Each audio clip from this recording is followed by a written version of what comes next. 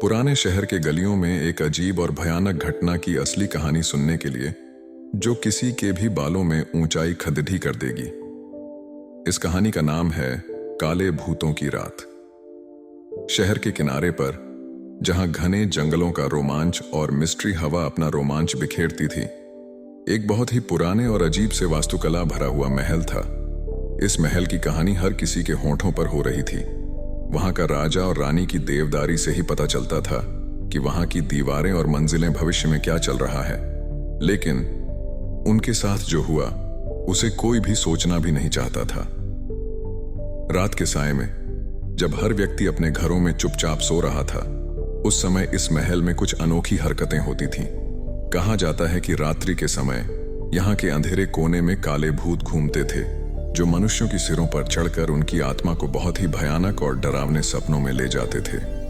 एक बार एक नौकर जो महल में काम करता था, अपने सपनों की खोज में रात को इस महल में चला गया।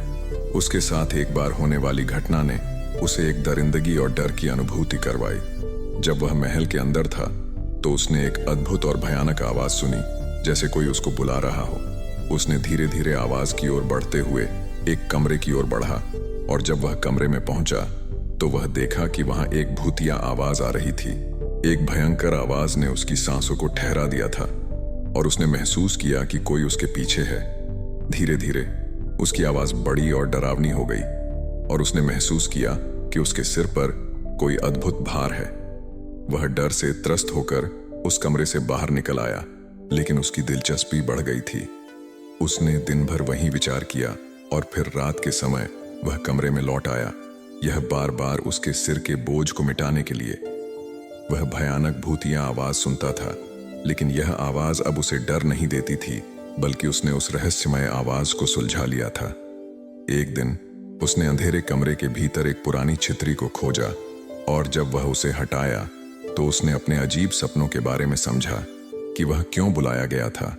इसके बाद उसके सपनों के भयानक दृश्य अंत हो गए और वह अब स्वतंत्र रूप से महल के हर कोने में घूम सकता था। उसने खोज की और अंततः उसने महल के राजा और रानी के छुपे रहस्य को खोज निकाला। यह उसके लिए एक महत्वपूर्ण और भयानक दिन था, जिसने उसके जीवन को बदल दिया। इस कहानी के साथ हम सीखते हैं कि जब तक हम अपने भय का सामना नहीं करते, हम अपने आत्मिक संवेदन को खो देते हैं। बिना डर के हम कभी असली जीवन को नहीं जी सकते।